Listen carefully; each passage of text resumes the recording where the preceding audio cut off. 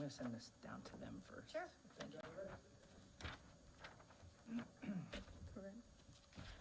Good evening and welcome to the February 26, 2025 budget work session at 4:30 p.m. Can I make a motion for the Queen Anne's County Board of Education to open the budget work session at 4:30? Second. Second that. All those in favor? Aye. Can we please stand for the Pledge of Allegiance?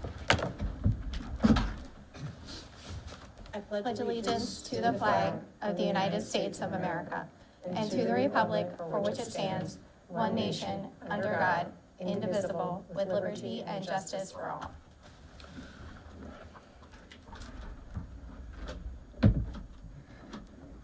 Did everybody get a chance to look at the agenda? I motion for the Queen Anne's County Board of Education to approve the February 26, 2025 agenda as presented. So moved. All those in favor? Aye. Mr. Barraclough for our action item, local project improvement program. Good afternoon, Vice President QACPS, board members, Superintendent Salins, and executive team. My name is Darryl Barraclough. I'm the supervisor of facilities and design for Queen Anne's County Public Schools.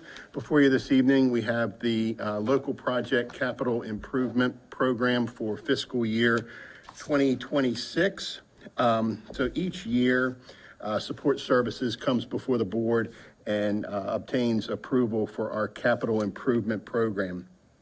A few things to remind everyone. The capital program is 100% separate from the operational program that's currently in the process for being reviewed and all of that, which was partially reviewed at the last budget session. So it is totally separate. They're not intertwined, they're not connected. So if one goes up, the other doesn't go down or anything like that. They are totally independent of one another.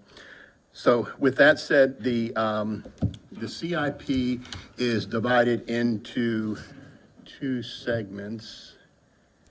And what we have is we have projects that are major construction projects that are eligible for state funding. And this is what I brought up is the attachment that's to the board agenda item. It is the CIP. So the first 5 projects that are up there are projects that are eligible for state funding. They were previously before the board in October. They came before the board and obtained approval. The reason why they come before the board early is that the state operates on a much earlier program than the county does, and they have a much lengthier process for the review and approval since they're doing the entire state of Maryland when they do their capital program. Those projects are currently in review. They're at a 90% review right now, and we have obtained approval for 4 out of the 5 projects. They're still reviewing to see if we can get the 5th project in there. That doesn't necessarily mean that the 5th project is not going to go. It just means we might need to seek alternate funds through alternate funding programs that they have outside of the CIP with the state. So those projects are, I'm not going to talk about this evening since they've already been discussed and approved previously. But if there are any questions on it, I'm more than happy to answer any of those questions. So what we're going to focus on this evening are the projects below that, which are the capital only projects. So this year, we have quite a large number of projects. We have 35 projects that we've listed as potential projects in the CIP. The way that those projects are established, several things that we look at. What happened? It disappeared for a second. There's several things we have to look at when we put together this, the CIP. One of them is the comprehensive maintenance plan. The comprehensive maintenance plan also comes to the board annually. That is a document that we put together that develops to maintain and improve the maintenance program in our schools and grounds. That document projects several different aspects of things like playgrounds, playground surfacing, interior, exterior painting, milling, and paving, and it basically provides a schedule for when those things are done or projected to be done and implemented and incorporated into the CIP in the outlying years. The next thing that helps us with the CIP is work orders and input from maintenance. We obviously have a lot of communication with maintenance on a daily basis on things like work orders, the frequency of work orders, and the maintenance aspects of the building, what's required, what's requiring a lot of service calls, a lot of return calls, roof leaks, fire alarm issues, HVAC systems. Those types of projects are typically discussed with maintenance, and then they're implemented into the CIP.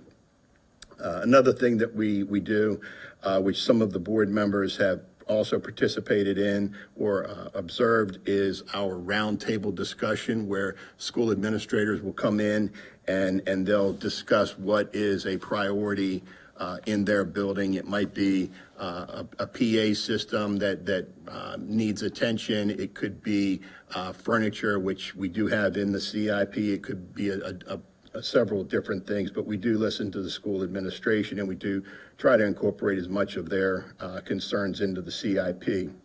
One of the other things that comes into the CIP play is student enrollment. The student enrollment, we do projections every year. We visit that, and that's incorporated in our educational facilities master plan. Again, that's a document that will come before the board later this year for review and consideration. We do enrollment projections on a 10-year basis. We look at birth rates. We look at building permits that have been pulled. We look at proposed subdivisions that are in planning. We also follow very closely the processes involved in those subdivisions. For example, there's several subdivisions that are in planning right now with the county level, but if they haven't moved past the planning level, we can't really begin incorporating them in the enrollment projections because it just really skews the projections, and it doesn't yield favorable results. So with all of that said, that pretty much brings us to how we get to the CIP. So we've gone through, listed all of our concerns and projected needs for 2026, and that's yielded what you see on the spreadsheet that I have shared with everybody. We've listed them with the approximate value, and then on the far right-hand side, you'll see a running total. And the reason why we've incorporated that running total is that last year, the county provided us with about $3.9 million, or just rounded up to $4 million of capital funds. That has been about the normal average that we've been getting, and that doesn't take into consideration the central office, because that's really an anomaly that doesn't really play into the overall picture from a CIP standpoint. So we've kind of excluded those funds from what previous years have been provided. So if we look at about a $4 million mark, that brings us to about project 16 on our list. That's if they fund to what we were provided previously. We're hoping that we get everything on our list, but again, it's going to come to what the commissioners can afford to give us in their consideration when they've got to consider all the other county agencies who's coming before them and asking them for capital funds as well. So with that said, I can kind of run down briefly through the list of projects. So we have as our number one priority, which is a safety concern, we have security hardware upgrades at our schools. So what this would be is since it's our first year of requesting this funding, we have to conduct a survey of the school. So part of this funding would be to hire an architectural firm to go out, survey all of our schools to determine what the actual needs are from the type of hardware that it is, what the function of the hardware is. Does it function the way that we need it to or want it to? Does it meet code?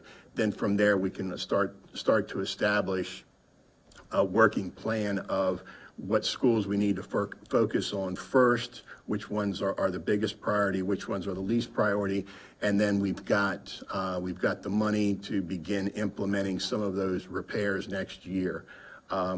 With it being $500,000, and you'll notice it does say Part 1, so FY27 would have another $500,000 as priority 1, and we would continue with that priority 1 until we address all of the hardware needs. And if anybody has any questions on any particular project as we go through the list, please interrupt me and ask. I guess, yeah, I have a question. What is security hardware exactly? Like the locks and doors? It's basically it's being able to lock your classroom from inside your classroom without having to open the door and use a key on the outside of the classroom. Given that our classrooms our schools have had renovations done at various times. Some of them haven't been renovated since they've been constructed. What we want to do is try to implement a hardware standard that's applicable throughout the school system with a key lock on the inside where a teacher can walk up to the door, lock the door from inside of the classroom and step away from it. And typically what we're doing is we're putting an identifier on that hardware so that you can look from across the room and it will have a little red or green flag on that hardware that says that it's locked or unlocked. Okay. So what we're trying to do is implement a standard that we want to get that across the entire school system, all grade levels. And is that just interior doors or everything? What I'm proposing to do is all of the doors in the school. So it would be classrooms, offices, exterior doors and the like. Okay. Start with exterior doors probably. Because one of the other thing is that we're trying to get to we have a myriad of master keys across the school system as well. So we're trying to get everything onto a great grand master keyed system. So the keying works a little more secure as well. Thank you. Sure. So moving on, we have perimeter security fencing. This is providing fencing at 3 of our elementary schools, Bayside, Kent Island Elementary, and Graysonville. We've received some concerns from the administration there about just people kind of wandering onto the school grounds, especially at Kent Island Elementary School in Bayside, because the cross-country trail runs the edge of that school. So we want to get some security fencing up. Right now, there's a split rail fence that really doesn't offer a whole lot of security or really delineation between what side of the fence you should and shouldn't be on. So we've actually even received some comment from our SROs that it would be nice to have that fencing. So that's what we're looking at there. Number 3, this is Kennard Elementary School. This is the actual construction for we had funding last year for the design. This is the actual construction. This will take care of some stormwater management issues that we have over by the teaching parking lot. We have some settlement similar to what we talked about at Kent Island High School last meeting. We're having some issues with a failing inlet, and the whole system, it just isn't working out there. So this is to put a small stormwater management structure in. So that's what that is. Number 4 is the Kent Island High School Stadium field lighting. This is the contract that you all approved a few meetings ago. So this is the actual funding for that project. If you recall, I had said that the project was contingent on FY26 funding. So this is the actual funding that would support that project moving forward. It's different though. It's more. It's like. It's 330 because this includes the contingency. Oh, okay. So we always put contingency dollars in there. We always ask for a little bit more in case the project runs over. That way, if we do run over, we're not having to go back and ask the commissioners for more funding. Okay. Moving on, we have the restoration of the tennis courts at Kent Island High School. We've received some concerns about the surface out there, and this is resurfacing and restoration of the courts there. I believe the last time they were done was 20 years ago, is that right? 2015. Yeah, 2015 was when they were last done. Next is the purchase of 3 student buses. And then we have some technology items, which I'll turn over to Josh. I We're have a at question on the 7. buses. Do you want to talk about this? Okay. We just approved the purchase of one of the buses a couple meetings ago. Have we had the approval for these other 3 buses? Are they our buses? Are they for the, These are 3 special needs buses. Okay. That we're requesting for next year. We have a spreadsheet that goes out basically 15 years. And what the commissioners always like from us is to have one kind of steady number for the bus replacement. And so every year you will see either 2 to 3 buses. Right. Because if you go out to, I think it's FY '29, in history, we would have to buy 7 buses at one time, which is a significant cost. So we have it planned out where we have about 2 buses, and they include either special needs buses or sports trip buses that have met their life of 15 years. so these are our county buses? They're not the buses for the contract companies? No, that's correct. Okay, so These are- that's the bus that we approved a couple meetings ago, That's correct? correct. Okay, Yes, so sir. this is separate? Yes, sir. Okay, These are county-owned buses Right. that transport special needs and athletic trips. perfect. Now, quick question before we get too much further. How many of these have come across the board's desk for approval? So far, right now, I'm only seeing one that we recognize as the stadium lighting, or is some of these not come across our desk yet? Some of them have not come across your desk because they haven't been bid. Okay, For example, we're not even sure, for example, let's take the first one, that's security hardware. We're not even sure what the scope of that project is yet, so we're seeking the money from the county. Then we've already obtained pricing from an architectural firm on a per-school basis that we could easily mobilize and get the surveys done. Then we need to come back, and it's going to be basically a regrouping of support services. We would talk to Joe Sabori, our safety and security officer, implement him and kind of see what we need to focus on from which school. Then again, we would have to evaluate, do we need to tap on an architect to develop drawings and specs for this? Can we do them in-house? So there's a lot of moving parts with those sorts of things. And then, again, the perimeter fencing, depending upon the cost per school, we'd probably just reach out to many local different Right. Fencing contractors, get pricing, and then bring those to the board for approval as they come about. Those are pretty simple projects. Kennard Elementary School, the drawings haven't been completed for that yet, so that project has not been bid. So there's a lot of things that have to happen. so there's a lot of things that are still gonna come across our desk. Absolutely. Okay, cool, Yeah. perfect. Yeah. Tracking. Okay, with that, I'll turn it over to Josh to talk about the technology items that are up next. Yeah, we have 3 items. The first one is 600 Chromebooks for grades 1 through 4. These are to supplement growth and repairs on those. We can't, right now, the replacement model will be a hardship for us. So right now, we believe that number can get us through another year or so for repairs and, use them for parts or swap replacements. So it's about a quarter of what we need, but we believe we can do that and keep these guys going so we can continue the curriculum. The next one is replacing the school servers. The last time we did that was about 8 years ago.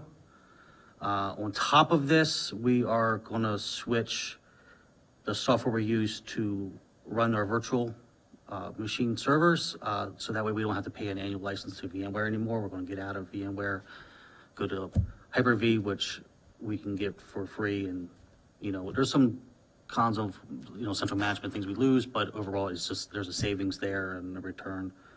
And this will be for all schools. And the next one is to replace school wireless. Last time we did that was 6 years ago. That's only part of it. So we're going to use E-rate funding if it gets approved. And they're going to take care of paying the federal government 60% of this project. This is only showing 40%, our portion of that project. So And I have that on bids right now, so when it comes across, if this gets approved, I'll bring to you the 3 bids or what we have and show you what options we have. And if you, For those of you that do not know, Josh is our supervisor of technology, so. And Josh, going back up to line item 7, yes. that was not your original ask. Do you want to talk just about? Yeah, the original ask was to and replace why? 1 through 4 is 2,400 units. Thank you. That's what I wanted to clarify. So that's to replace 1-to-1. So for every student to have a new device, 2,400 units. So this will cover about a quarter of that, but in my mind, I think I can keep the other ones still running. Elementaries aren't as bad with repairs as much as middle and high are, but we still do anywhere between 50 to 100 a month. Is that because they don't take them home? Yes, the 1 through 4 don't take them home. So that's another reason why we've been getting a lot of questions about doing virtual learning. Our 1 through 4 don't have the equipment to go home with, like the rest, 5 through 12. Well, if there is like an emergency, we send them home with them. Yeah, Right, yeah, but yeah. we have to plan for it in Yes, advance. that's It's true. not something that we could just snap tomorrow and go, okay, we're doing virtual learning, because part of our student body doesn't have the equipment. So Josh, how old are the laptops? Because as I said, your Those were original ask purchased, last time we purchased those was 2020. was 2020. It's just Okay. 5 years. So basically you're stretching out. So we're trying to get 1 more year out of them. Yes, we're in trying order to, yeah. save some money. Exactly. And at this current time, our students at pre-K level and at the kindergarten level do not have a 1-to-1. This is a kind of a 1-to-1, but correct. at school they don't take it home. But kindergarten and pre-K do not have We a have no 1-to-1. devices for pre-K and K. Thank you. Schools do buy through other funds, they might buy tablets, but from district level, I can't, we aren't 1-to-1 for K and pre-K. So is that estimate for 600 or 2,400? 600. 600. I'm just saying to the board A that. Chromebook's $450? Well, that's with, Okay, the case and the full warranty. okay. That the warranty gets you part of it too, but, as many as I replace and repair a month, I do anywhere between up to 2,000 a year, Chromebook repairs. So, it helps us with time management, but we go through a lot of screens, a lot of system boards. I mean, the Chromebooks are 3 parts. It's a screen, it's a keyboard, it's a system board. If you break one thing with the system board, I gotta replace the whole thing. You break a headphone jack, I gotta replace the whole thing. So, it gets crazy. Do you guys after do a all that while. in-house? We don't send that out. Your team is trained. If they're under warranty, they can, Under warranty, you would send them if it's out. warranty, but- we can replace it if it's, because we can do a certain amount. We try to do as many as we can, like, if they're out of warranty, like 1.4, we have to do it in-house. I gotta take one, take it apart, put the new screen in. They can all do that. They're all trained to replace parts. But even with sending them out, it's a lot. I have a question on line 8. Yes. You're upgrading the servers. You're going away from VMware, going to Hyper-V. Yes. How's that, I know we're losing some aspects of it, Yeah. but we're kind of going to a different system. How's that look from a cybersecurity standpoint? The security side, basically, is what I'm asking. Yeah, I mean, I think Going I'm from outlined that VMware they're to something both. like that. Yeah, they're full, yeah. We have a system center management, some system center, so that, which what we use, which we'll add those servers into that. And basically, anytime there's a 0 day or an important update, it will just self-update every single day. So Hyper-V is basically Microsoft Windows. It's something I have to update every single day when it comes to those servers. Same thing with our other domain controllers. So I haven't heard any difference between the two. I mean, our servers aren't connected to the public internet, so you can't get them from the outside. That's a big plus for us. You have to be inside in order to get them. So, it's hard to say which one is better, but I'm just looking from security, so from better or not better, I'm just looking from the standpoint of, cybersecurity threats, anything like that outside trying to come in, because schools are targeted. Yeah, and we for do yeah, violence we're- actually and stuff like that, so- participate with the Maryland Okay. Association for Boards of Education, and we've completed a whole audit with them as it relates to our security. They basically try to get into your system, hack your system, trick your system on a regular basis. They also provide you with a list of recommendations on how to make sure that your system is, really proof, that no one can get in. And Josh, under his leadership, he's done great. Every single one of the recommendations have already been implemented from MABE. I'm happy to provide that audit report for you and what we've done to ensure the security of We our just system. did one. I don't think you were, I understand like that aspect. I was asking, what I was trying to ask, I'm sorry, was we're going to something that had an annual fee and such. The new system, how is that comparatively to the new one with the cybersecurity? Going from VMware, which is highly sought after, a very good brand, a very good option, to the Hyper-V that you mentioned. I was just asking, would there be something different that we would have to do, something that would be, because you don't have that annual cost, you don't have them. Yeah, the same it'd be thing. part of the plan. I mean, yes, we would have to set those up a little bit differently because we have to keep that in mind, being a Windows versus a Linux operating system. So everything kind of changes on how you update and how you management.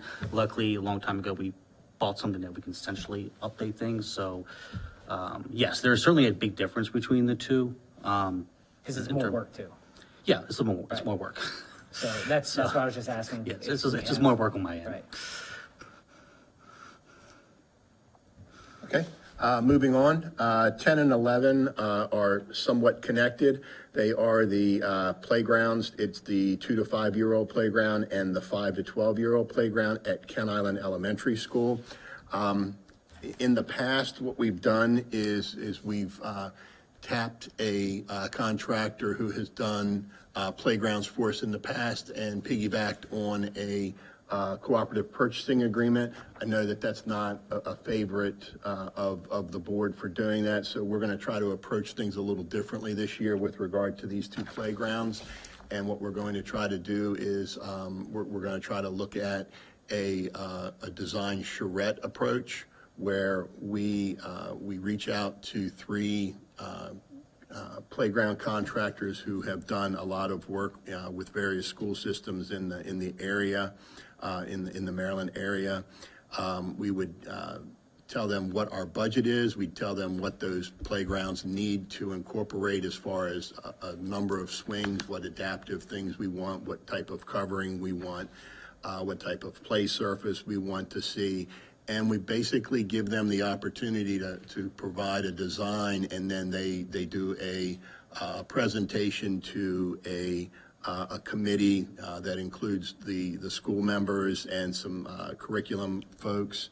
And then they do that presentation, and then we score those presentations, and who would score the highest would be the candidate that we would look to bring to the board for approval. So it does provide competition, but it's competition in kind of a different manner. It's a design competition. It's not a competition from a funding standpoint. So what we would do is we would disclose to them what our budget is. We'd reserve a little bit of money for contingency, let them do the design, and then the committee would select the best design from that they're the happiest with. I've done this once before in Calvert County, where I came from before coming here, and worked out very favorably. So we're going to try to implement that this go round when this funding is approved. Is it still an option to include the piggyback? They as one of the they would options? be using a cooperative purchasing agreement once they're selected. But what it does for us is it's kind of a different way of demonstrating to the board that we're getting the best value for our dollar. We're still going to come in within budget, because obviously we're disclosing the budget beforehand. Right. They're building to the budget, but we get the opportunity to look at least 3 different vendors to pick and choose what we think we're getting the best value for the money that we're spending. So, Thank you. moving on, number 12, this is it's a walk-in cooler and freezer for the maintenance facility. So when we vacate this building, currently our walk-in cooler and freezer are on the end of the building behind us, on the back of the building. We don't know what the disposition of this building is going to be from a short or long-term standpoint. We haven't worked that out with the county commissioners yet. When we exit this building and move to the new building, the property does become reverted, it does revert back to the county commissioners. So we would no longer be able to utilize the walk-in cooler and freezer that are here. What this money does is it provides a walk-in cooler and freezer built inside the warehouse facility that we have on Roosburg Road, just up the street from Centerville Middle School. So this would be a walk-in cooler and freezer that's housed kind of centrally within the county, not too far from where the current walk-in freezer is, but it does put it on our occupied property. I have a silly question, newbie question. Why do we need a walk-in cooler and freezer? It's, Sid, do you want to chime in on that? You So can- basically, Do we? we order commodities, and we order in bulk. And so they deliver them here, and a lot of the freezers and walk-in refrigerators in the schools, they're not designed to hold that much in place. Plus, the other issue is that we do have walk-in freezers and refrigerators that are on monitors, but sometimes they do go down.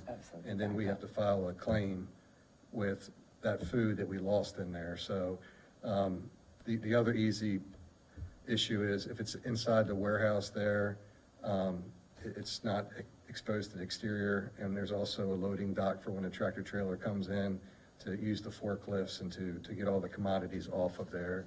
And then, they're stored there. But we do have delivery straight to the schools. But again, you're based upon what you can hold in there. All right, thank you. Just wondering why we had to walk in. Yeah. Okay, moving on, number 13, camera and access control maintenance. This is just a line item that would be carried for each upcoming capital fiscal year, and it provides basic maintenance on our surveillance cameras, the surveillance camera system, as well as access control. We haven't had a line item in there for this in the past, so it's been very difficult to handle cameras that are down or cameras that need to be replaced. We have cameras that have been in operation for 10 years, and they've far outlasted their expected life. So if we get to the point next year, for example, if we do get funded the $50,000 and we get to the end of the year and we haven't exhausted all of that $50,000, what we would then look to do is try to take some of that money and then just begin proactively replacing cameras that have reached their life expectancy, just to be proactive on getting them replaced. And then obviously fiscal year 27 would have another fresh $50,000 line item for that, for any necessary cameras that would go down. The 14 is the audio system for the gymnasium and cafeteria PA at Mattapique Middle School. This is what I had mentioned earlier with the round table. This is the principal from Mattapique had come forward and said that she was having issues with her PA system in those two areas and how it interacted with the emergency PA, so that if they had a class in those two areas, the current audio system does not interact with the PA. So if they do an emergency call, they don't hear it in those two areas. So this is to address that. 15 is the milling and paving. It's phase 1 of 2 for Kent Island High School. This would take care of the student parking side of things and pretty much divide the site right in half. That would address that. And then the following year, FY26, we would ask for similar funding to address the second half of the paving. 16 is Community Health Suite. This is the final request for Bayside Elementary School. Last year, we sought funding for a portion of Bayside, and the scope the scope of work has increased to the point where it's actually the existing health suite and a community-based health space. And the result of that is, if anybody's been out to Bayside and seen the new entrance, we've basically provided a new administrative area out front that houses the 12-month secretary and the 10-month secretary. That provides the guided entrance so that when a visitor comes in, they can't enter into the main school without being directed into a secure area that they can be vetted with computers and so forth. So this would take the space that they vacated and redesign that for a larger health space that matches and meets the state criteria, as well as providing a community health area. So where the office previously was would become the health It's modifying a lot of spaces back there, and that's why there's another bump this year for additional funding, because the scope was originally just providing a community health space. The problem is that it's just not a simple put a community health space in, because the health space that's further down the hallway, which is the school health space, doesn't meet current criteria. I think it was an old break room originally, and the teacher's break room, and they basically have moved into that space because they outgrew what used to be the health space. And there's no isolation room. It doesn't have proper heating and ventilation for what it serves. So what we're trying to do is address kind of that core area there. So it would be the health room, community health. It would take care of some other issues with not having ADA toilets for the admin and staff in that area as well. So it's been a little bit of scope creep in that area. Can you elaborate what exactly a community health center is that's going into one of our schools? Do you want to share your experience? Well, I went to Sudlersville and saw it there. It's pretty amazing. So basically they have a whole doctor's or whatever practitioner's office there, and they provide services to all the students, and not just the students of that school, like to the entire county, so, and the employees. So a lot of people think it's because it says community that anybody can come in there, but they can't. It is only school employees and students. So, and they offer all kinds of services, so medical, dental, shots. So that, takes away them having to go to doctor's appointments. So anyway, it was really, I know. And anybody can sign their student up for it, and you can go to them. So there's no urgent care around here anymore. You can actually go to any of these student-based centers with your student. And anyway, So the it'd parents be great to have them. the parents can escort their students in there, correct? I'm assuming. Yes, Right. well, also, if, say you have a student at the high school who can drive, and they just make an appointment, they can go on their own. Once they're signed up and they have parent permission, and the parent makes them an appointment, they can go on their own. We do have students in the building that, at Sudlersville Elementary School that don't have to have a parent, because the parent will call in and say, I give permission for my child to be seen, whether they have pink eye or something like that. If the parent needs to come in, then they'll call the parent in. They have to go through like a written approval process for It's an applicant, it's not an different application. shots or different things like that. Yeah, they, Because there could be, I think they're fantastic. Mm-hmm. The idea, as long as public's not allowed to go to them, Nope, public's not allowed that's to a go to big, them. I know that was a huge concern for a lot of people about building these, so just trying to figure out what exactly they are, because I don't know So that. Chop Tank Community Health is our provider, and we have an MOU with them. And so we provide the facility and all the in-kind services there, such as the internet and the electricity and as I said, the actual physical space, and to their specs, because there's very high specs that are come down from the state level. And so they basically utilize our space to service our students through their program. They do all the billing themselves. We don't get involved in the billing or anything. And it's really, the school-based health centers are designed for students. It's just an added benefit for our staff that are in Right. those buildings. It saves on or staff any- leaving for half days or 90 days or 90 minutes. Yeah, Good on Exactly. the hallway. yeah, Yeah, that's absolutely. exactly right. So it's really, we started with 3 centers. They share the staff between the 3 centers. So Churchill Elementary School, Sudlersville Elementary School, and Sudlersville Middle School. And it also is one more piece to becoming a community school. So Sudlersville Elementary School is currently listed as a community school. That status will stay for 3 years. And as part of that status, we've actually been able to extend the hours into the evening, so that if we do have a parent that needs to come in after their work hours or something, they can come in and bring their student, from everything from a sports physical a healthy wellness type thing to something that's more of a. And it takes it off the school nurses. Exactly, the nurses are the gateway, a student can't just randomly go. So that school nurse is trained and works with Chop Tank, and they are the gatekeeper. So if they think, oh, this is a problem, I really think that Patty should be seen. They're the ones who guide that process and make sure that the child and the parent are all in the know. So what is the county's end goal with these? One in every school? Are we trying to strategically plan these? Because at the end of the day, it's coming from our funding, so I'm looking at, not from that, because it's a good program, Yeah. but So we what's the future look like for furthermore? Because you named 3, they're all up in North County except for Bayside. They are, no, not. County or Yeah, they Churchill, are in up North that County way. because when we did a needs assessment, that area was the area that needed Right. healthcare services the most. So they had less access to healthcare than any other part of our district, so that's why we started there. Most of those students were actually, especially at Sudlersville Elementary School, were accessing Caroline County's school-based health centers, interestingly enough. A lot of them were doing that, but because it's for students, so that's why they were able to do that. So we have designed 5 additional ones in different areas throughout the district. One that I would say that I would move towards would be Graysonville, because it's a Title I school, and that would put them in a better position to become a community school. Sudlersville Middle School was just announced as a community school, so Churchill and Graysonville kind of teeter-totter right on the line, and so this would help them and give them a leg up.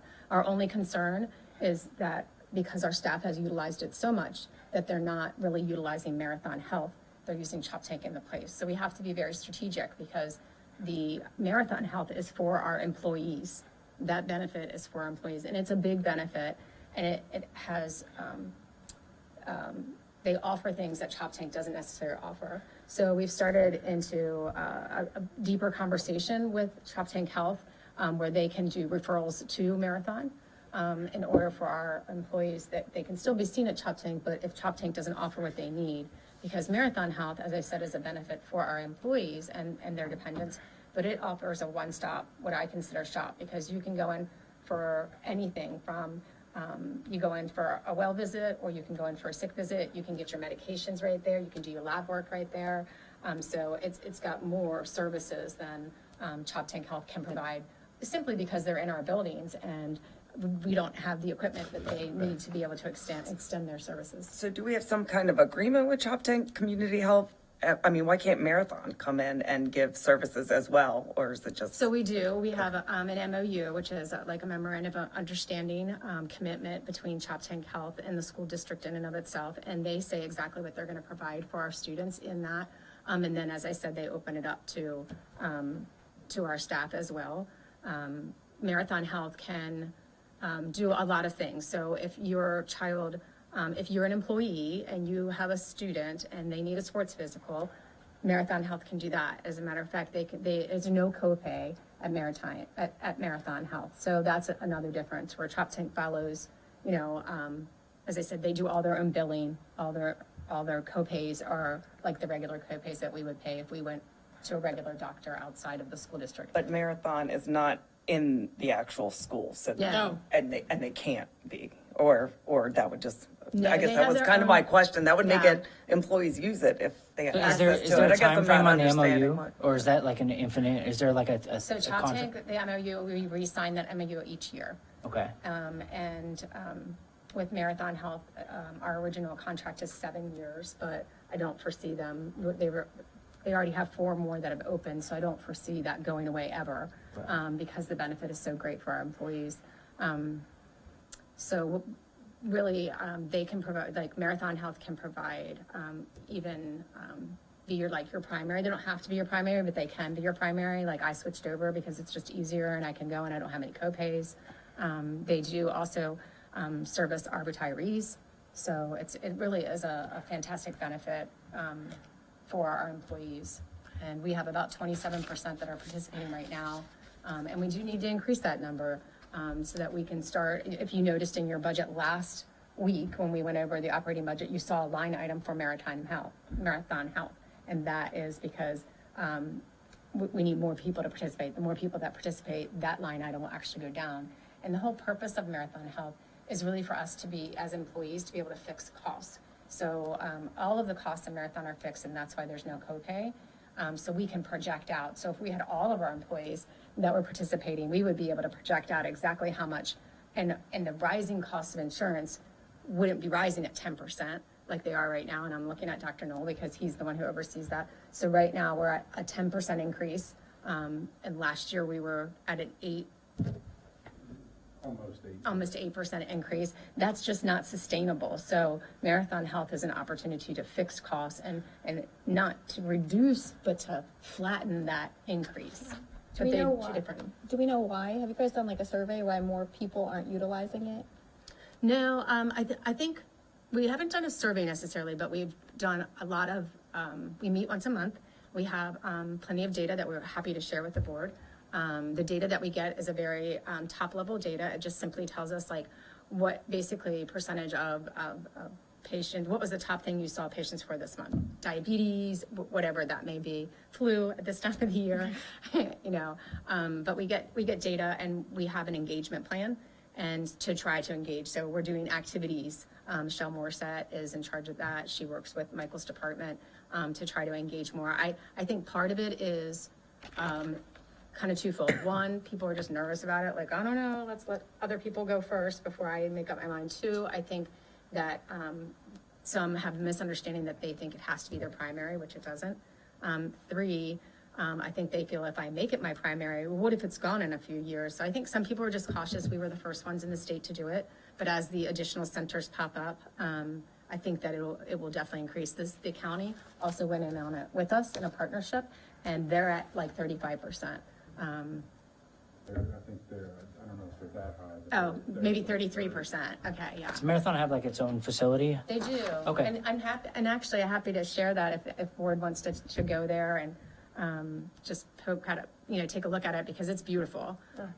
It's absolutely beautiful. It's You right said here in they're looking at Centerville. building more facilities in the. They I'm just are, saying maybe- because if we got more people involved, maybe it's just too far for them, or Yeah. I don't know much about. We the don't have a Marathon plan thing, to yeah. build an additional one right now in our county. However, I know there are 4 additional ones that I think are already open and like 3 more that they're building throughout the state. There's a couple on the shore.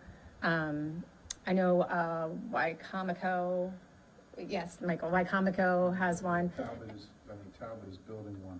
And we just entered into a new, like MOU with them to say, hey, if our folks are there and they have an emergency, can they go to your center? Not that they would, could be served for like a wellness or like a primary care physician type of appointment.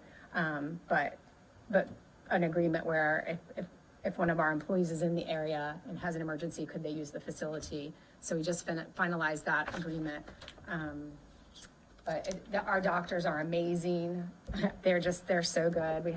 It's Dr. G and Melissa, we call her Dr. Melissa, and they are just amazing. They've been out to all the schools to talk about the program, and we have actually the union, our union president has been a big cheerleader for us, and we appreciate that partnership. Just hoping to Question. continue to. About the community school. So say the students use it. Is that all coming from the parents' insurance, I'm assuming? Or Yes. does that no cost comes from the county having to pay for it? Is that even with the teachers that use it, it's gonna go off the insurance So- that they have? Yes. So The none of that's school-based- like the school's not paying for, No, for school-based health centers, we pay nothing. Okay. I mean, we just are the in-kind service Right. of them using our facility and electricity and stuff. Okay. But with Marathon Health, it is a per person cost to that. Right. And that's why the more people, the reduction of the cost. And we will continue to grow that facility. As I said, we were the first ones in the state, and we're moving forward. We've probably gained at least 5% this year, and we'll continue to gain because they're really good at what they do. And the more people that we get success stories out there, I think the more people will utilize it. Especially, as I said, with no copay. If I had my 3 little ones at home, I would be like, oh, no copays when I go every time to the doctor this time of year with them, type of thing. So yeah. Sorry to digress there. It's fine. Apologize to. Okay, moving on, 17A and 17B are listed that way because they are pretty much interconnected, but they are different in their application and discipline. So 17B is the replacement or covering of existing chalkboards at Graysonville Elementary School.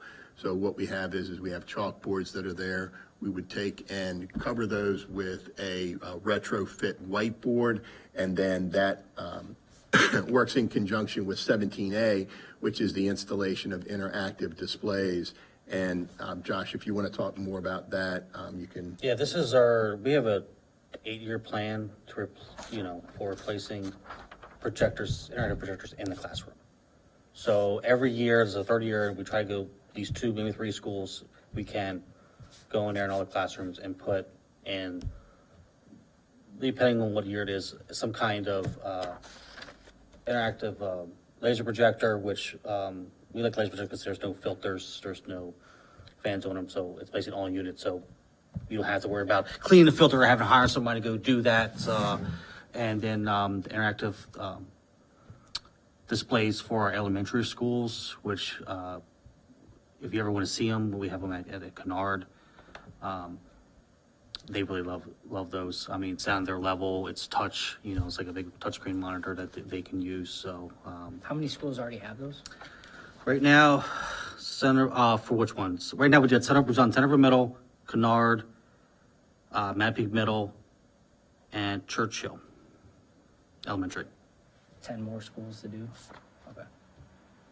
And you're doing, what, 2 schools a year, you said? We try to do 2. Usually, it's about 2 schools. Next year, I'm trying to do. classroom? It's every classroom. How many of our schools still use chalkboards? And we haven't moved to whiteboards yet. I think every school has whiteboards. We just have some schools that the instructional wall may be a whiteboard, but the back wall may be a chalkboard. So instead, am I misspeaking with that? No. Pretty much the last ones were Kennard Elementary School and Kent Island High School, which have been retrofitted with the whiteboards. Okay, moving on to 18. 18 is the replacement of a baseball backstop at Queen Anne's County High School. Then we have 19, which I believe everyone is familiar with. This is the continuation of classroom furniture replacement. This would be the second of 3 years of this process. 20 is the replacement of gym cafeteria folding wall at Sudlersville Elementary School. I don't know if anybody has seen that. It's in pretty dire need of being replaced. So this is the replacement of that folding wall, folding partition. This would be a similar folding partition. It would just be something that is a refresh of that. 21 is the interior painting of Kent Island High School. Again, this is similar to things like the milling and paving work that you see.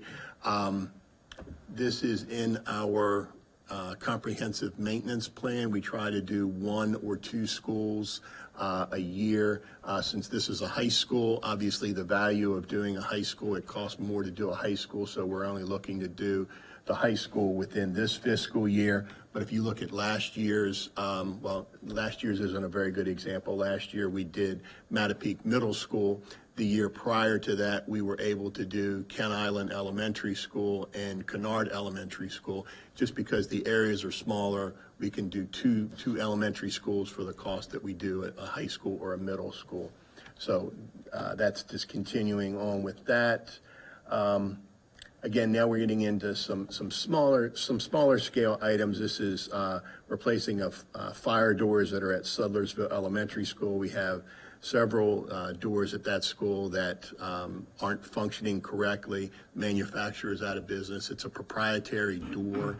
It's made by one door company, and if you want to replace that one door, you've got to buy their proprietary parts. It's not a very good product, in my opinion, because it when it breaks, the door fails. So we're trying to move away from that product. So this is to help us do that. So that's to replace the whole frame, kind of just get that door completely out and redo the whole thing? Actually, we've gone out and looked at it, and this is the frame can stay. We're replacing the door and the hinges. So it would be a door and hardware, not the frame. Gotcha. 23, replacement of exterior caulking and sealants. This again is a preventative maintenance item. We've got it, item 1 of 3 years. So what we would do is we'd pick a few of our worst schools, go out and replace all of the vertical and horizontal sealant and caulking on those. Many of them haven't been done since they've been major renovated or initially repaired. And we do go through a 3 to 4 year cycle with state inspections, their maintenance inspections. And typically it is one of the things that we're always dinged on is the fact that our caulking hasn't been replaced or maintained. So this is trying to get that addressed so we score higher on our MEA scores with the state. There's a lot of benefits if we can score higher. You'll see that we have replacement of window shades at Sudlersville Elementary School. Again, this is kind of a continuation of prior year's CIP. Last year, we were able to do 2 or 3 schools. I know we did Churchill, Sid. Churchill Elementary and Mattapique And Elementary. Mattapique. This is a continuation where we're trying to go through and just, again, get into a cycle where we're going through these schools and addressing items that are reaching their end of lives and trying to do some replacement. Item 25, again, is a continuation of last year's CIP. Last year, we replaced the gymnasium scoreboards at both high schools and the stadium scoreboard at Queen Anne's County High School. This is an enhancement to the interior scoreboards to provide a 30-second shot halo that lights up around the backboard, and it provides a stat scoreboard on each side of the scoreboard. So this would bring them up to what some of the other counties may have in adjacent counties for their scoring. Items 26 and 27 are similar in nature. This is the replacement of VCT flooring at Bayside Elementary School and Sudlersville Elementary School. And this isn't a complete school replacement, but it's replacing some of the areas that haven't been done in excess of 20 years. If you go out and take a look at them, you'll see the gaps in the floor where they've shrank. You'll see some areas where the floor tile has been replaced. It doesn't quite match. And I can provide plans if anybody is wanting to see the areas that we're looking to do. It's not the entire school. Some of the school at Sudlersville, for example, the main corridors there are terrazzo, so we would not be doing anything with that terrazzo. That would stay. We're looking at classrooms and non-terrazzo corridors. Speaking of corridors, speaking of terrazzo, 28 is the refinishing of the existing terrazzo at Centerville Elementary School. The terrazzo at the elementary school, that's existing, and that was original to the original construction, so it's been down for about 50 years. What they do is they come in and they will use a diamond grinder and they will grind that finish down. They will then put a clear sealer over top of that, a clear filler, and again, grind that down, and they'll polish that out to be a like new finish. And that's one of the real advantages of terrazzo. It does have a higher first cost when you first put it in, but the product will last longer than the building will last. And we're obviously seeing that with Centerville, with the quality of that installation. 29 is to address an issue that we have at Mattapique Middle School. The fire doors at that school do not have smoke hold open, so if you go down the main corridors or any of the stairways in that building, the doors are always closed, and they have placards and signs on them that say, please do not prop the doors open, and sometimes the sign gets ignored, and the fire marshal has some severe problems with that. What this would do, it would address those doors. It would put closers on those doors that would interconnect with the fire alarm. So when the fire alarm goes off, the doors close and latch. So that's to address a problem. Item number 30, this is again kind of a line item that we're proposing to incorporate in the CIP that would address the replacement of any compressors and condensers at the walk-in cooler boxes that we have at our at our schools. Some of them are going on their end of lives, and we've got to start carrying budgeted line items for their replacement. Item 31, this is the replacement of stage curtains at the 3 schools. Again, this is an item that came to us from the administration asking that they be done. We've gone out and surveyed the school, and we agree, so we've got it in here. 32 is, again. I have a question about them. Are they different sizes? Is that what the different prices are? Yeah, for example, at Ken Island High School, you've got the main act, you've got a valance, you've got wings, you've got a rear cyclorama, and then you've got a rear curtain as well. So there's just a lot more bits and pieces that need to be done. And then at an elementary school, typically you have a main act curtain, you may or may not have a valance, and then you don't have a cyclorama because they're not doing a whole lot of lighting features with a cyclorama, but they'll have a back curtain. They usually don't have wings and those sorts of things, so it's just less. Okay, thank you. And the height as well. A high school is usually, the proscenium wall is a lot taller at a high school versus an elementary school. 32 is, again, a preventative maintenance item. This is the exterior painting at Mattapique Elementary School and Sudlersville Elementary School. Item 33, this is working with the Delmarva Co-op, where they will partner with us, and they'll help pay for the light fixtures, and then we pay for a portion of the light fixture, and then we pay for the installation. And what that does is they come out and they change all of our light fixtures from a T5 or T8 fluorescent tube and change everything over to an LED. Again, this has been something that we've tried to capture in past budgets, and we do a little bit each year. We try to do as much as we can with what we get.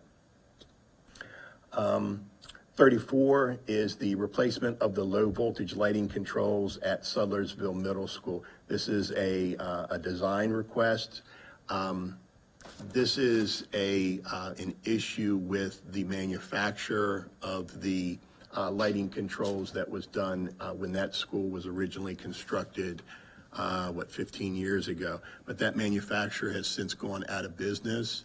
The products that are utilized for the lighting controls are proprietary, and with the manufacturer out of business, they're no longer available, and we've got failures out there. So what we've got to do is reach out to a local engineering firm, tap them for design services so they can produce documents that can be bid.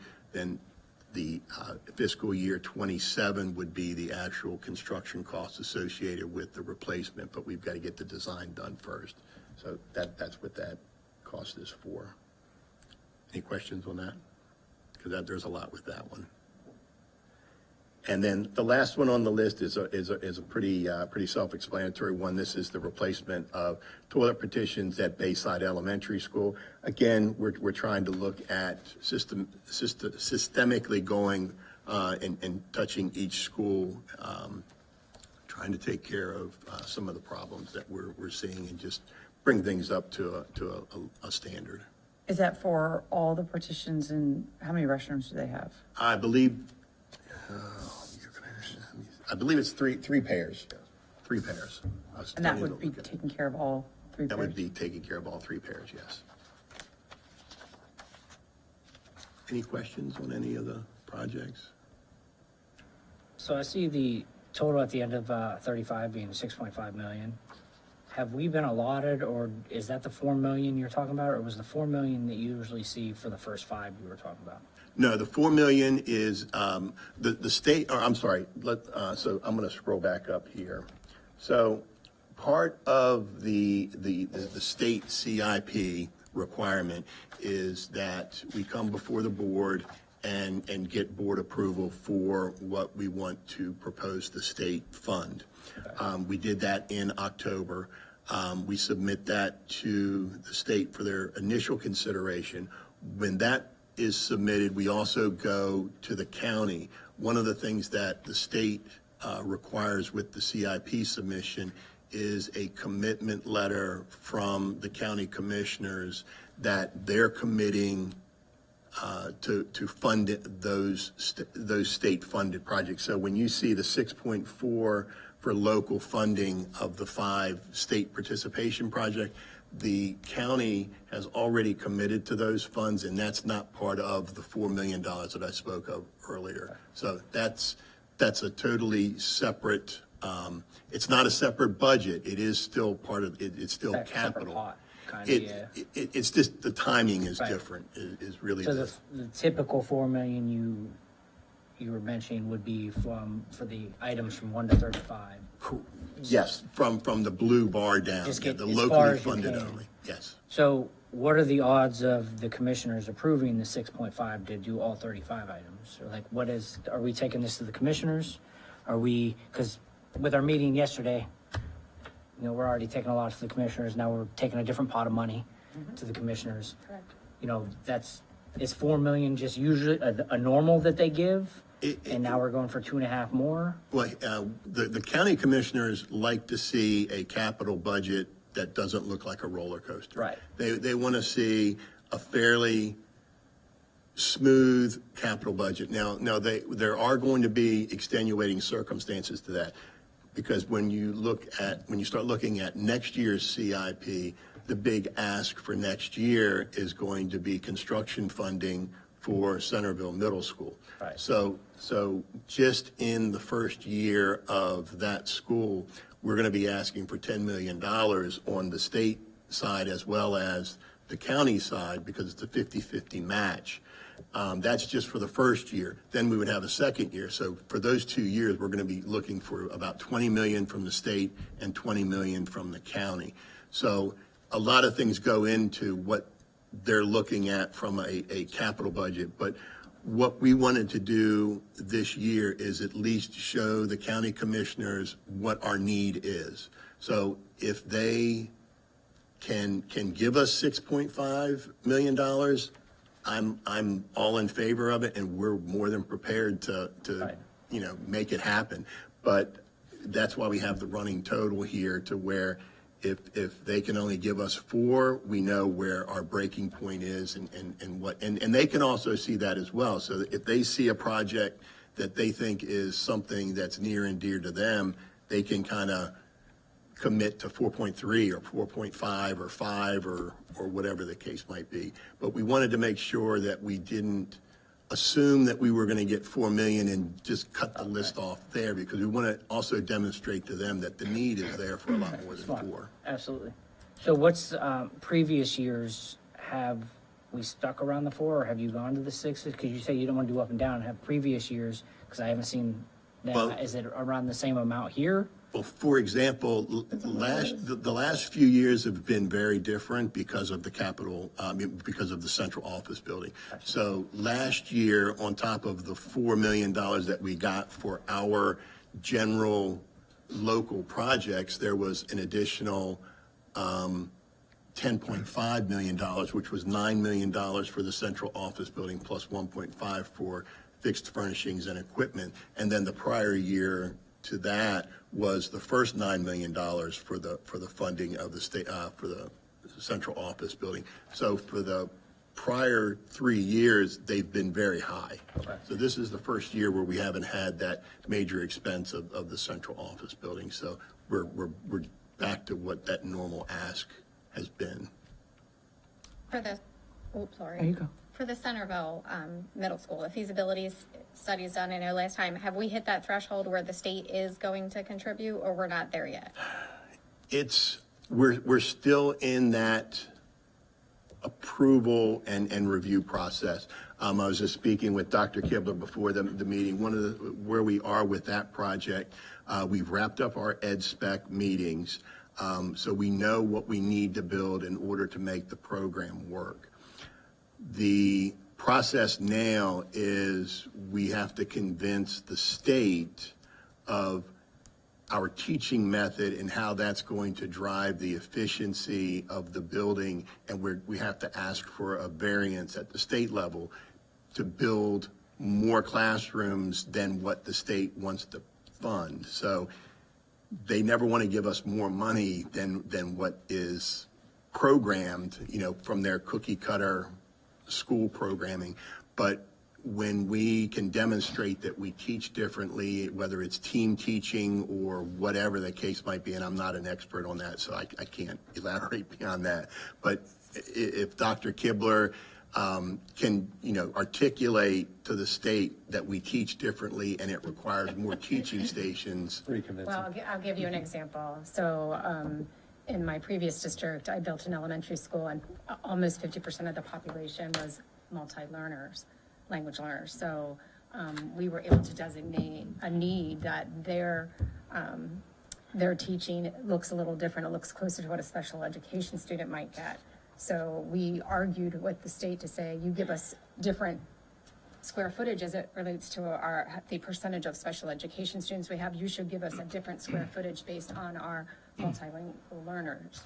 And we were successful in that. So we have a little fight on our hands, right? We gotta just kind of keep working at it and work every angle to try to get them to understand that this is truly what we need in order to provide an appropriate education for our students at that middle school. You know what I mean? Like, it's a little bit of a tug And it of showed war. that, there can be no build on, it's gotta be a whole brand new build, right? Well, Is and that- what we're doing right now is we're developing the program. So this is kind of the recipe. This is going to tell you how many eggs you need, how many cups of flour, and that. So this is basically providing all of the ingredients that we need to build the school. The next step, which is the feasibility study, is going to take that program, and what we're going to do is apply it to this building, we're going to apply it to the existing building, and we're going to apply it to new construction. And then what it's going to show is what all the pros and cons are associated with all of those different options. And then obviously costs are going to be affixed to each one of those scenarios. And then the committee will come to a conclusion of what they feel is the best scenario. Then we'll come and present that to the board and present that to the board for approval. And the board will obviously either agree with the solution or have a recommendation to go back and reconsider. And is there a timeline for when the feasibility study is gonna be completed? We don't have a timeline for that right now because the first step we've got to get through, this situation with the ed spec has kind of put a little wrinkle in the timeline because I was hoping to have already come to you guys with an ed spec to approve. But we're actually meeting, Dr. Kibler and I and the architect are actually meeting on Friday to kind of iron out how we're going to present this to the state to try to get over this one little hurdle. So. Okay. Because it obviously has to happen before we move on to the next step, because obviously the number of classrooms is really important to, is this facility work? Does that facility work? Do we need a new facility? So it's kind of. Okay. It's The very only reason I important. asked that, when we were in the Citizens Advisory Committee, a couple of the people in there were under the impression that the feasibility study was done and we were ready to build a new school and it was going to happen like sometime soon, and I didn't think we were there yet, so. It's not there yet. Okay. Yeah. I have a question. On item number 19, general classroom furniture, it's the year 2 of 3 for the 600,000. Does that have is there any overlap with the one that we had approved recently for the Queen Anne's County? It's like desks and chairs, and I don't remember how much it was at the time, but I remember saying it was a three-part.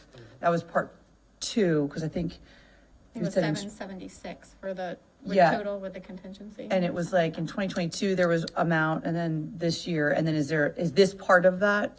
As a matter of fact, I'm going to try to answer your question because there's a lot there.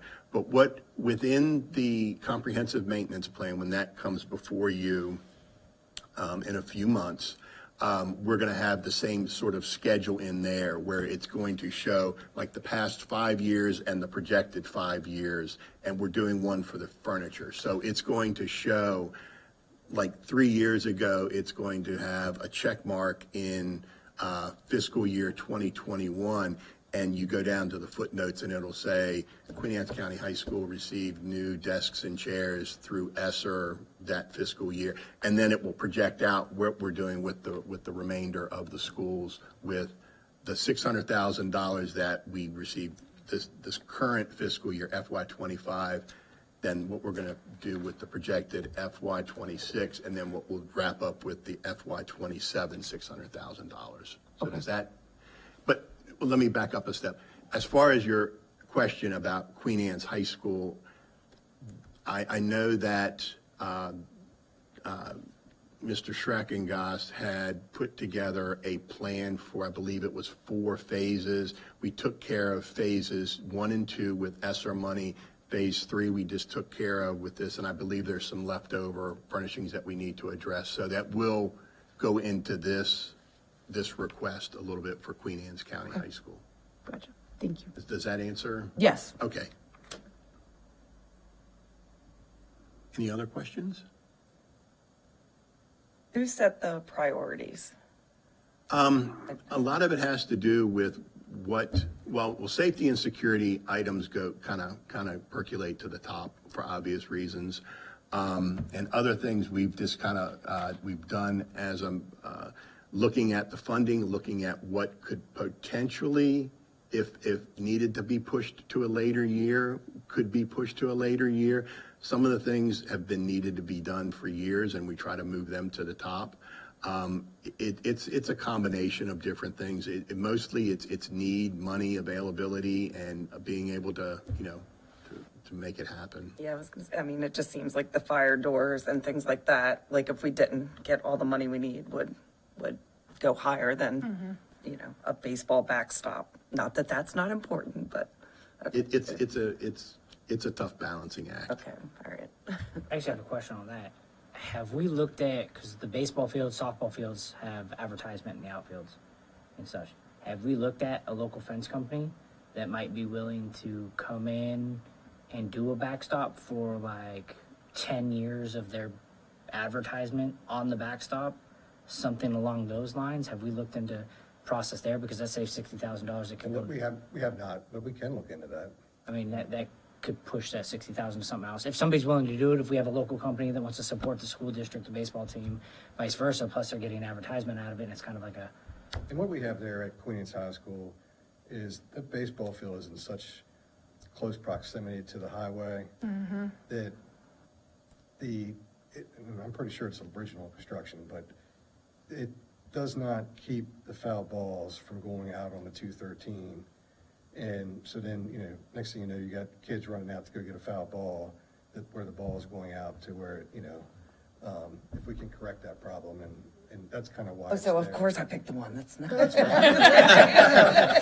good question. But I tell you, I will say this. I know what you're talking about now. That is, the dugouts are right there, so, Yeah, okay. right at the All right. highway. New solutions, we're building a new field. Turn it around the other way. We don't need a lawsuit with the baseball. And a lot of these, to answer your question, a lot of these items on here, when you look at the ranking of it, a lot of them are where like the principal, the students aren't going to see like what the issues are. Like we're basing it off of, maintenance and what our web desk tickets are and coming in there, because they're obviously not going to know that, something's wrong with an air handler or something like that. But, if we got repeat tickets coming in with the maintenance department went out refixing it, those kind of go in there also. But we always keep school safety and security at the top of it. Any other questions? Can we get a motion to approve? I motion for the Queen Anne's County Board of Education to approve the fiscal year 2026 local project capital improvement program request for submission to the county commissioners. I second it. All in favor? Aye. All right. Thank you, everyone. Thank you. Future meetings.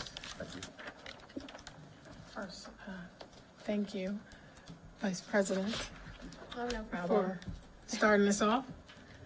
Next meeting is next Wednesday, 4:30 closed session, 6 o'clock is the regular board meeting.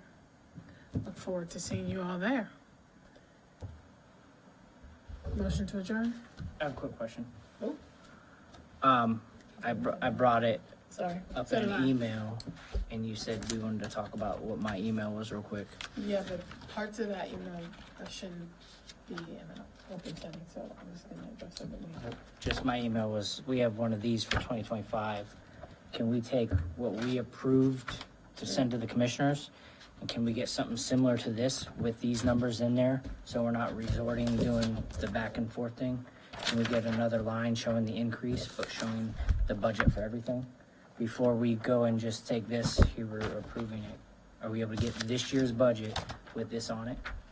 It doesn't have to be like fancy or anything like this, but so we can actually see it and see the numbers side by side, what has changed, what hasn't. Do you mean like approved and actual? Is that like when you go back and look at the numbers? Is that what you're asking for? So this is last year's, right? That's not current here. Well, current, yeah. Yes, current year. So taking the one that we approved to take to the commissioners that we discussed yesterday, and just taking this increase that we have, but putting it where we're at moving forward, like on each line item. So we know which these items are moving and changing. Because here, you're like, here we got this is an increase here, and you're looking over here. You gotta go back and find out what it was, what's the increase. I'm just looking for it when we make a decision, instead of having to resort back, and I know Kendra asked the same question. I'm just processing, Yeah, no, thinking, no, because to touch the whole budget book line item by line item is actually kind of almost like building the budget for next year, and that's why we bring a summary page, because to build out all 4 options for the board would be impossible. We just don't No, have I the didn't say staff. all 4 options. I Right, just but said the even one. that yeah. one, just to build out one option is very challenging, actually. It takes a lot of time and energy, because you have Don't you to have to touch build every it out single. anyway? Excuse me? Don't you have to build it out anyway? Well, we do once it's approved, but if it's changed, then we would have to go back and rebuild it from scratch and touch every single line item again. But I don't know, Matt. Well, I was Dr. gonna say, Kibler, do you- what has happened the past few years is, so we would send this summary page to the commissioners, we'd go through the process, see what money we actually get back, or like what they're gonna give us, and then this book would come to you all, and you would make it official in June with what we know the money is. So that's what I'm asking, before we make an approval, so we actually have time to look at it.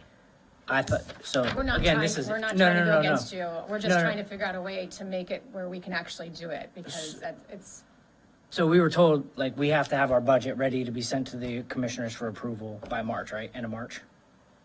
yes. So we have to approve something by the end of March, correct? Correct. Okay.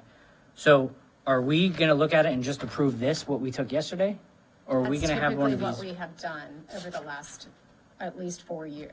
This is my 4th year here, and that's typically what we have done, is provide the summary that only touches what the differences would be for the upcoming year, not every single line item.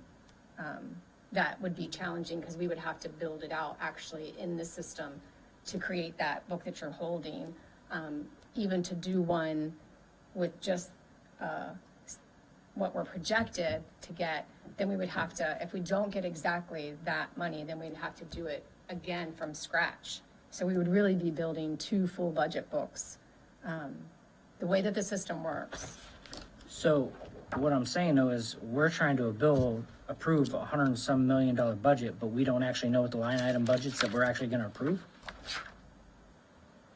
Isn't that kind of contradicting? So we're just proving these up here, but we don't actually know what the money's being used for. If it's not in the line items, we're not seeing the line items, and we're approving If you $100 and look some at our million current- for operation. If you look at that current book right now, that has every single line item in there. Right. And that summary sheet's only showing what's changed. So if you go to a line item that's not changed in that budget book, and you say, hey, I don't like this line item that's, $150,000, that's for whatever line item it is, and you say, I don't like that, I want you to change that, then we would go to the summary page and we would say, we want to either decrease or increase that line item that you feel is not appropriate. But those are based on trend data that we've provided 5 years for the board. Okay, I'll take a deeper look at it, we can discuss it more next week.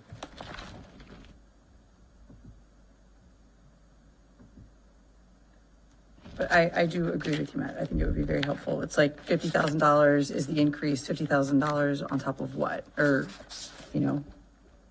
Would it be helpful if we added a column that showed you what page it was in that book? Page and, that's what I was asking, like, in this book, Right, so just if, showing the column, that's what I said, showing in that column, the increases that would be for this upcoming fiscal year, and for what what it would But be to do for. that, we'd have to go in the system and be able to build it out. But if, on the summary page, if you want me to go through the book and say can you hand me that summary page, please? And I will give you an example of the summary page, thank you. So if on the summary page, if I put for dual enrollment, if I put the actual budget page for that book, so that as board members, you could go to that budget page and you could actually look at it and say, oh, the increase is gonna be 50,000 to whatever page number it was. I think it would be even better, instead of writing the page number, write the amount. But yes, the page number would be at least helpful for us to do, I guess, basically ultimately do what you're saying to do. Even if having the page number to go and do it would be helpful. I mean, we can go in and actually put what this particular line item was, but I thought I was understanding that you wanted to kind of every line item, like to kind of build it so you can see every line item and then see which ones are increasing or decreasing or staying the same. So I'm happy to go through. I think we can definitely put page numbers on there to help you easily navigate the budget book, is what I'm thinking may be helpful. I mean, that's a start, yeah, absolutely, and if that answers questions, once we start diving into it, then sure. But it's hard to say that we just get an increase in this, but we don't know what the increase is. We know what the increase is here, but it's not showing in the line items, and we're just approving that increase. It's hard to come into a budget and approve something when we're scraping the bottom of the barrel. It's more, I can't say morally, but to sleep well at night and to know that we're doing everything, we are understanding every line of this, instead of just saying, hey, we're increasing this, go ahead and approve it. I can't sleep well at night knowing that I don't know exactly what lines those are changing. And I understand it takes a lot of work and to build it out, but that would be a start to definitely know where it's at in the book so we can navigate and we can get a better idea. And if we dive in deeper, we might have more questions. If not, then it is what it is. Sure, absolutely. We can have that. I mean, I can personally do that, so we can have that for you when we meet next week. All the different page numbers on there that would help you to quickly go to the budget book to see what the budgeted amount was for this school year. Right. So next week we'll dive into this deeper, because I know I have some other questions on it, but we can dive into that deeper. Sure. The budget book, how you mentioned after the commissioners come back, I went through some of the old budget books from like 22, 23. Can they make it so it shows the approved, where the older ones would say like the approved, and then it would say the actual number that was spent, so where it was like overages and then some categories that were under, that was helpful to see. That's what I've been asking. We've been talking about Okay. that, so that's a very good suggestion, and we thought that would be, instead of just saying approved, say approved and actual, approved and actual, approved and Right, actual. because not Yeah. everything was The- to the So dollar. for June, Yeah. so for the June one in my mind, I might get my years wrong, but it would be 23 and 24, it would be actuals. 25 would still be budgeted because the year is not done. Over, right. And it wouldn't make sense to put what we have spent at that time because it would just be, Skew it everything. would skew it too much. So you would do like the 2 years of actuals, the 25 budgeted, and then the 26 proposed, which would get to your, Yeah, I think it was an excellent suggestion that we have definitely been talking about, how can we make it better for the Yeah, board because to it's see. hard to be like, well, we know we didn't spend that every one column to the dollar or the cent, so Exactly. what was the actual and Right. all the different categories? One other question. I sat down with Mr. Pinder and Dr. Kibler to go over some of the P-card questions and everything like that. Is there a way I can do that again, or are willing to kind of go over questions on this sheet? Absolutely, Okay. yeah, Can we set that time up? Carrie can absolutely. just make sure I go through the right processes. Yeah, no, that's perfect. They'd be happy to help. If you guys are all right with that. It's good, just going through this, and it was the 5-year average book that you guys gave us. There's a lot of questions on here, and I think a few of us had some questions on it, and hopefully I can bring back some of the answers to the rest of the board. Well, you're certainly welcome to sit as two. You just can't sit as three. Right. So if it works Somebody out in wants to schedules join. and Somebody someone else else wants to wants sit to with. sit, then correct, happy to accommodate that as well. Thank you. Absolutely. I'm not asking if there are any more questions, because there will be. And I make a motion for the Queen Anne's County Board of Education to adjourn the February 26, 2025 budget work session at 5:58 PM. I second it.